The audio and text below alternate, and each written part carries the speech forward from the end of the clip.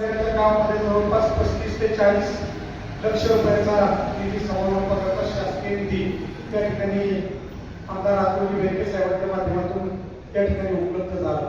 आज गावामध्ये आपण विविध प्रकारचे रस्ते बघतोय. सिमेंट रस्ता असेल किंवा झाप रोड असेल, माळीमळ्याला 2 वेळा त्या ठिकाणी अगदी कमी कालावधी या भागामध्ये काळी जमीन असल्यामुळं रस्ते खराब होतात आणि ते रस्ते करण्याची कामं राष्ट्रवादी काँग्रेसच्या माध्यमातून झाली. मागील 2-3 वर्षामध्ये म्हणजे नवीन ग्रामपंचायत अस्तित्वात आल्यानंतर प्रथम लोकनियुक्त सरपंच ताराबाई लांबकडे असतील किंवा आता प्रभारी मनीषा खिलारी असेल, या सगळ्यांच्या काळामध्ये साधारणपणे 5-5.5 कोटी रुपयांची कामं आज आपल्या गावामध्ये त्या ठिकाणी झालेली आहे. आज आपण सगळेजण बघतोय की जवळपास 1.5 ते 1.2 फर्निचर सहित 1.2 कोटी रुपयाचा ग्राम सचिवालयाचे काम मंदिराच्या शेजारी चालले.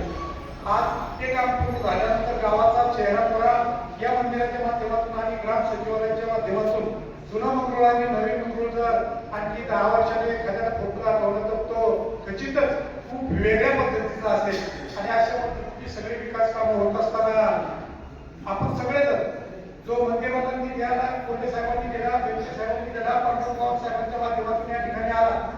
परंतु अन्य अनेक पक्ष विकासाच्या बाबतीमध्ये वर्गाच्या चालू आहे. आपल्याला काही आज कोणावर टीका करायची नाही. आपण विकासाच्या माध्यमातून विकासाच्या बळावर आज या ठिकाणी मोठ्या लोकांकडे मागत आहोत. कारण आज जर 5.5 कोटी रुपयाचा निधी नजीकच्या काळामध्ये अगदी खूप म्हणजे वर्ष 2 वर्षाच्या काळात मंगरुळ जर आला असेल तर विरोधी पक्षाच्या लोकांनी त्या ठिकाणी सांगितलं पाहिजे आम्ही किती कोटी रुपयांची कामं त्या ठिकाणी केली. लाखामध्ये तुम्ही कोटीच लावल्या, लाखामध्ये सांगा. लाख रुपयाची कामं सुद्धा त्या ठिकाणी झालेली नाही. अगदी 1-2 कामं सोडली तर कुठेही त्या कामाचं अजूनही आम्ही तालुक्यात अभिमानाने सांगतो आम्हाला आमच्या आमदाराचीच कामं त्या ठिकाणी संपलेली नाही. आणि हा एक नक्कीच आपल्याकरता एक खूप वेगळ्या पद्धतीचा अनुभव आहे.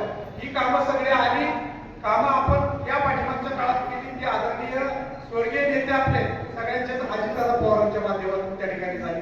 म्हणून आपण सगळेजण हे उमेदवार जे उभे केले आज आपण सगळीकडे सांगताय किंवा आम्ही सुद्धा सांगतो की हे जे उमेदवार आहेत हे अजितदादांनी निवडलेले उमेदवार आहेत.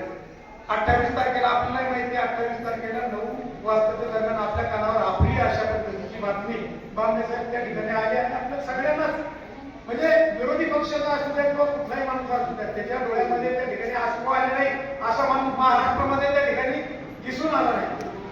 पक्षाची हे धोरणं वेगळे असतात, सगळ्या गोष्टी वेगळ्या असतात, परंतु विकास म्हटलं की विकासाच्या बाबतीमध्ये मात्र एकच वादा त्या ठिकाणी असायचं ते म्हणजे अजितदादा असायचे.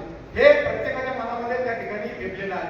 आज आपल्या सगळ्यांच्या माध्यमातून आपल्या तालुक्यामध्ये शिवनेरी पासून मार्केट कमिटी पासून अगदी शेवटच्या लोकांपर्यंत आमचं रानमाळा असेल किंवा आणे पठार असेल या पठार भागामध्ये किंवा सगळ्या भागामध्ये जी विकास कामं झाली ती फक्त आणि फक्त राष्ट्रवादी काँग्रेसच्या माध्यमातून त्या ठिकाणी झाली हे आपल्याला मान्य करावे लागेल. आपलं गाव एक बाजूला असलेलं गाव, आडगळीत असलेलं गाव, परंतु वल्लभशेठ बेनके साहेबांच्या माध्यमातून या ठिकाणी हायस्कूल झालं.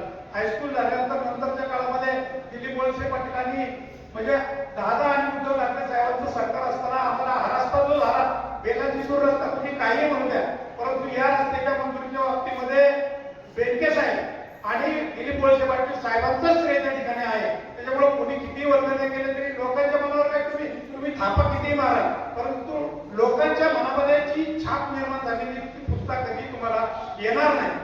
आणि अशा पद्धतीनं हा विकासाचा गाडा जर आपल्याला नक्की गतीनं पुढे द्यायचा असेल, आपल्या भागामध्ये अनेक ठिकाणी बंधारे झाले, अनेक ठिकाणी स्नेहताईंच्या माध्यमातून विकास झाला.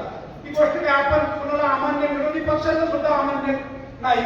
आणि मग व्यक्तिगत कामं म्हणजे आपण व्यक्तिगत कामाचं बघितले 5-10 वर्षापूर्वी स्वतःच्या फंडातून कामं झालेली बघितली किंवा या सगळ्या गोष्टी आपल्याला जुन्नर तालुक्याला काही नवीन नाही. स्वतःचा फंड वापरायचा नंतरच्या काळामध्ये कुठेतरी हे करायचं आणि 2 पैसे घातलेले काढून घ्यायचे अशाच पद्धतीचा वापर. परंतु या भूतापांना कुणी जनतेने बळी पडायचं नाही. आजकाल निवडणुका खूप वेगळ्या पद्धतीनं लढवल्या जात आहेत. आपण जर माध्यमांच्या माध्यमातून बघितलं, मोबाईलवर बघितलं, युट्यूबला बघितलं तर सगळं निम्मार्ध खोटंच आपल्याला त्या ठिकाणी बघायला मिळतं. परंतु सामान्य जनतेला माझं आव्हान आहे की आपण कुठेही अगदी भूतापांना बळी पडायचं नाही. आपण आपल्या गावाचा विकास कुठल्या पक्षाच्या माध्यमातून झालाय, आपल्याला कोणत्या पक्षाच्या माध्यमातून त्या ठिकाणी कोणत्या नेत्याच्या माध्यमातून माध्यमातून या पाठीमागच्या काळामध्ये निधी मिळालेले आहे. या सगळ्या गोष्टींची पडताळणी करणं काही आपल्याला काही विशेष आवड नाही. इथून पाठीमागे